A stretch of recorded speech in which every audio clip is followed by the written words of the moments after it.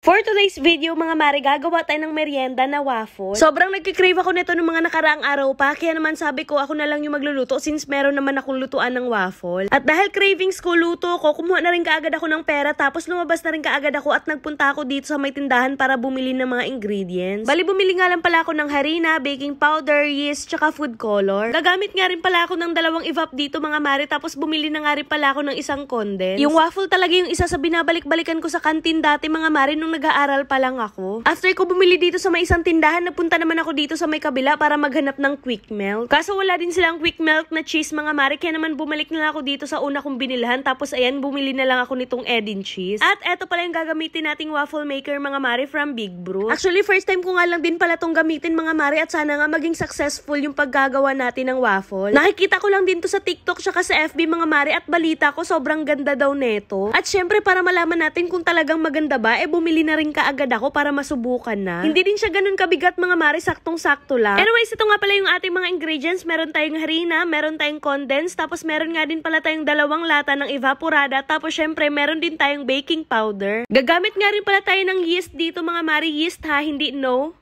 Meron nga din pala ako ditong food color at syempre hindi makukumpleto yung ating waffle pag walang cheese. Cheese waffle lang yung gagawin natin, mga mare. Ayoko kasi yung may hotdog. Tapos ayan, meron nga din pala tayong 2 itlog. So ayun na nga, sa isang bowl nilagay ko lang yung 1 kilo ng harina. Dinamihan ko na nga rin pala yung paggawa ng merienda, mga mare. Gawa ng papadalhan ko din si daddy para sa mga katrabaho niya. Naglagay na nga rin pala kaagad ako ng baking powder, tapos sunod ko namang nilagay is itong yeast. Tinansya-tansya ko lang talaga yung paglagay niyan, mga mare. Gawa ng wala akong pang measure dito sa bahay, kaya pasensya na, God bless. After naman nun, hinalo-halo ko lang siya, tapos naglagay na rin kaagad ako nitong gatas. So ayun na nga, na-mention ko nga sa inyo na wala akong pang measure dito sa bahay, kaya itong pang measure na 1 cup yung ginamit ko is literal na cup talaga, yung pang kape. Bali, naglagay nga lang pala ako ng 3 cups of milk, tapos sunod ko namang nilagay is itong condensed. Pero kung medyo kulang tayo sa budget, mga mare, instead of milk, pwede kayo gumamit ng tubig, tapos instead of condensed, pwede kayo gumamit ng sugar. After naman nun, hinalo-halo ko lang siya, tapos naglagay na nga rin pala kaagad ako ng food color at medyo nadamihan ko pa nga. Nilagay ko na nga rin pala kaagad itong 2 itlog. Medyo nakulangan pa ako dun sa milk na nilagay ko, kaya naman nagdagdag pa ulit ako ng kalahating baso. After naman nun, mix-mix lang hanggang sa makuha natin yung tamang texture. Tapos nung tinikman ko siya, mga mare, medyo nakulangan ako sa tamis, kaya naman nagdagdag pa ako ng konting asukal. At hanggang sa maging ganito na siya, mga mare. Tapos nirest ko na muna siya ng mga 30 minutes. Habang pinaparest ko yung mixture natin, mga mare, nagprepare na rin kaagad ako ng butter. Nagtunaw lang ako ng onte para bago natin ilagay yung mixture natin dun sa may waffle maker, maglalagay or magpapahid na muna tayo ng butter. So after 30 minutes, mga mare, pin-repair ko na rin kaagad itong ating waffle maker from Big Brew. Nagpahid nga lang pala ako ng kaunting butter, mga mare, saka naman ako naglagay nitong ating mixture. And maya-maya lang din, mga mare, naluto na rin siya kaagad. O diba, sobrang ganda talaga ng pagkakaluto, in fairness. Sobrang bet na bet ko talaga yung pagkakaluto niya, mga mare. Hindi siya sunog, hindi rin siya hilaw, talagang saktong-sakto lang. At sa 1 kilo nga, mga mare, eto nga pala lahat yung ating nagawa. O diba, napakarami. Bukod pa dun yung mga kinain-kain namin habang niluluto. Napakalambot at napaka-floppy niya din, mga mare, tapos sobrang ganda din ng pagkakatubo. Medyo nakukulangan nga ako dito sa cheese na nilagay ko, mga mare, pero carry na yan kasi nga sobrang sarap din naman. O siya, tara mga mare, merienda tayo.